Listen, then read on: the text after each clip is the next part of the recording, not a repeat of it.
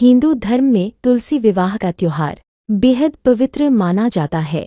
यह पर्व हर साल देवउठनी एकादशी के अगले दिन या उसके बाद कार्तिक शुक्ल पक्ष की द्वादशी तिथि पर मनाया जाता है। सनातन परंपरा में तुलसी को देवी महालक्ष्मी का अवतार माना गया है। तुलसी को विष्णुप्रिय नाम से भी जाना जाता है क्योंकि वे भगवान विष्णु को बेहद प्रिय है। हर साल कार्तिक शुक्ल पक्ष की द्वादशी तिथि को तुलसी विवाह का पावन पर्व मनाया जाता है। इससे एक दिन पहले देवउठनी एकादशी होती है। मान्यता है कि इसी दिन भगवान विष्णु अपनी 4 महीने की योग निद्रा से जागते हैं।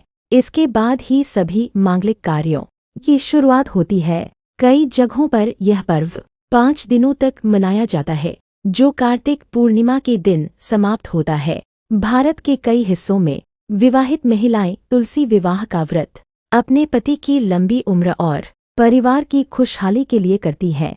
इस दिन भगवान विष्णु और तुलसी माता का विवाह पारंपरिक रीति रिवाजों के साथ संपन्न कराया जाता है। पौराणिक मान्यताओं के अनुसार देवउठनी एकादशी के दिन भगवान विष्णु के जागने के बाद शुभ कार्यों की शुरुआत होती है और तुलसी विवाह के दिन से ही शादी ब्याह जैसे मंगल कार्यों का शुभ समय शुरू माना जाता है। दोस्तों, आज इस वीडियो में हम तुलसी विवाह की कथा को सुनेंगे कि किस प्रकार से वृंदा का विवाह शालिग्राम से हुआ और वृंदा तुलसी का पौधा कैसे बन गई। साथ ही हम देवी वृंदा को मिले श्राप की कथा को भी सुनेंगे, जो कि भगवान गणेश ने देवी वृंदा को दिया था और इस श्राप के कारण ही वो अगले जन्म में वृंदा से तुलसी का पौधा बनी। इस जानकारी के लिए वीडियो में हमारे साथ अंत तक बने रहिएगा, जिससे कि आपको सही और सटीक जानकारी प्राप्त हो पाए।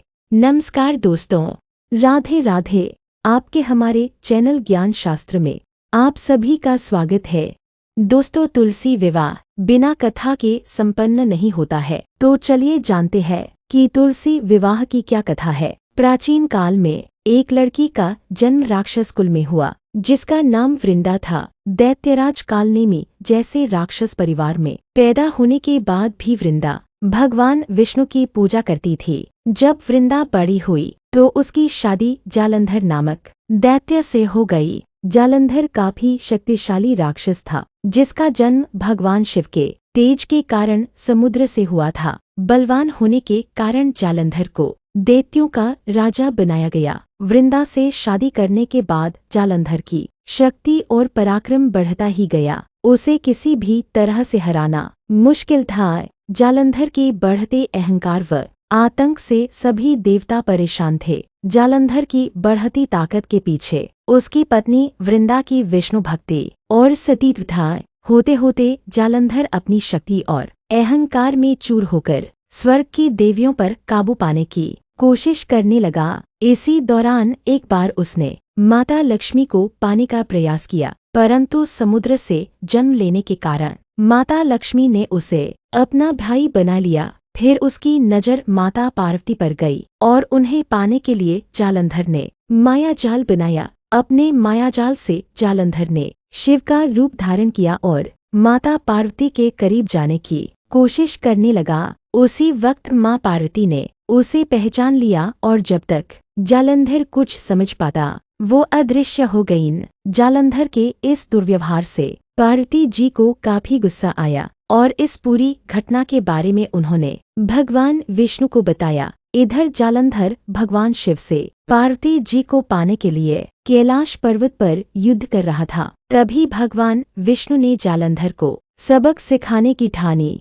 सभी को पता था कि जालंधर अपनी पत्नी के पूजा पाठ और सतीत्व की वजह से ही अजय हुआ है। ऐसे में भगवान विष्णु ने जालंधर को हराने के लिए उसकी पत्नी का पतिव्रत धर्म भंग करने के लिए मायावी चाल चली। भगवान विष्णु एक साधु का रूप धारण करके वृंदा से वन में मिलने पहुँचे। उनके साथ 2 मायावी राक्षस भी थे, जिन्हें देखते ही वृंदा डर गई। तभी भगवान विष्णु ने उन दोनों राक्षसों का वृंदा के सामने ही वध कर दिया। वृंदा ये देख समझ गई, ये कोई आम व्यक्ति नहीं है। उसी पल वृंदा ने साधु से अपने पति के बारे में पूछा। साधु बने भगवान ने अपनी माया शक्ति से 2 बंदर प्रकट किए। दोनों बंदरों के हाथों में जालंधर का सिर व धड़ था। ये देखते ही वृंदा बेहोश हो गई। कुछ समय बाद होश में आने पर वो साधु से अपने पति को दोबारा जिंदा करने की प्रार्थना करने लगी। वृंदा की विनती सुन उसके आंखों के सामने साधु ने अपनी माया से जालंधर के कटे हुए शरीर के हिस्सों को जोड़ दिया और स्वयं उस शरीर में समा गए। वृंदा को जरा सा भी अंदाजा नहीं था कि उसके साथ ऐसा छल किया गया है। जालंधर का रूप धारण किए विष्णु जी को वृंदा अपना पति समझकर रहने लगी। वृंदा के ऐसा करने से उसका सतीत्व भंग हो गया, जिसके बाद जालंधर कैलाश पर्वत में युद्ध हार गया। जब वृंदा को यह सच पता चला तो उसने गुस्से में विष्णु भगवान को पत्थर बनने का श्राप दे दिया। इस घटना के बाद वृंदा स्वयं सती हो गई। जिस स्थान पर वह भस्म हुई वहां तुलसी का पौधा प्रकट हुआ। विष्णु भगवान वृंदा की पति भक्ति से प्रसन्न हुए और उन्होंने कहा, हे वृंदा, तुम्हारी पति भक्ति देखने के बाद तुम मुझे प्रिय लगने लगी हो। अब सदैव तुम मेरे साथ तुलसी के रूप में रहोगी।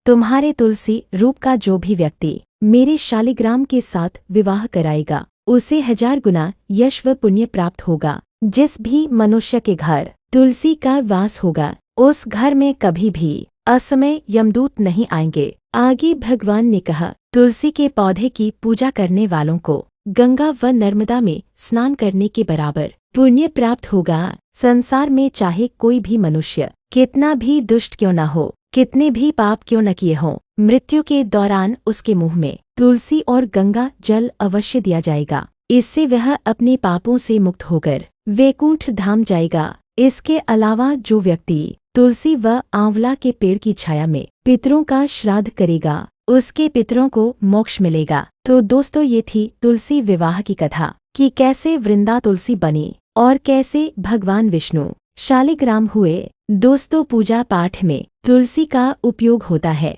लेकिन एक हैरान कर देने वाला तथ्य यह है कि गणेश जी की पूजा में तुलसी उपयोग नहीं की जाती। इसके पीछे एक पौराणिक कथा है। आइए जानते हैं इस कथा के बारे में।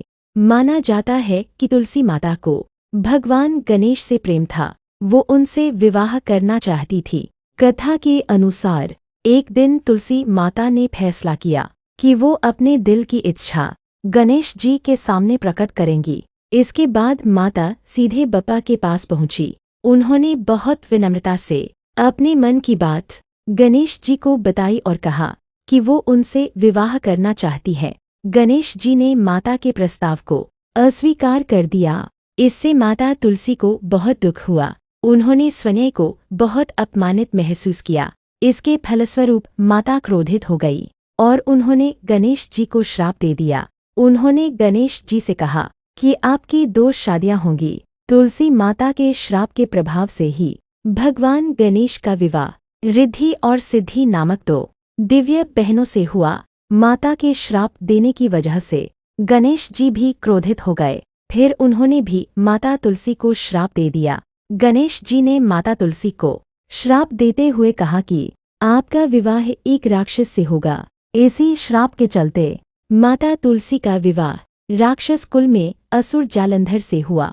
कथा के अनुसार अपनी भूल का एहसास होने पर तुलसी माता ने भगवान गणेश से क्षमा याचना की। गणेश जी ने उनकी प्रार्थना सुनी और कहा कि कालांतर में आप एक पौधे का रूप धारण करेंगी जिसकी पूजा की जाएगी। इसी पौधे का नाम तुलसी रखा गया।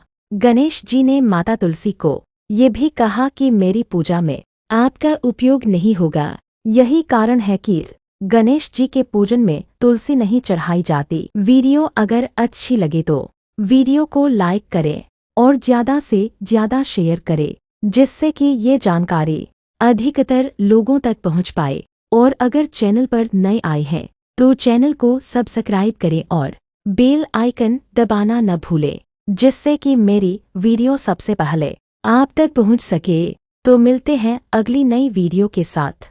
तब तक के लिए राधे राधे।